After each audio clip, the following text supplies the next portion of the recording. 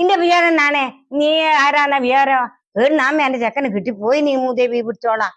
അമ്മേ പിന്നെയും തുടങ്ങി നിങ്ങള് കുറച്ച് ദിവസമൊന്നും ഇല്ലേനു പിന്നെ എപ്പോ കറ കറ കറ കറായിട്ട്. അമ്മ നിങ്ങളൊന്ന് മനസ്സിലാക്കണോ, ഇതെന്റെ ഭാര്യയാന്ന്, ഞാൻ നിങ്ങളെ മോനു.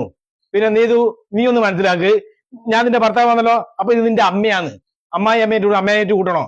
ഇപ്പൊ എന്താ പ്രശ്നം നിങ്ങളെ? എന്നാ പ്രശ്നം എന്നാ ഇന്റെ പുന്നാര ഭാര്യ ഉണ്ടല്ലോ, ഓളെ ഞാൻ വിളിച്ചോന്ന് ചോദിച്ചാ നീ ഒരുക്ക എന്നാ വിളിച്ചേ? അന്നെ കാണാൻ ഹിപ്പോപ്പൊട്ടാമസിനെ പോലെ ഉണ്ട്. നീ അമ്മേനെ നോക്കിട്ട് അങ്ങനെ വിളിച്ചിനാ?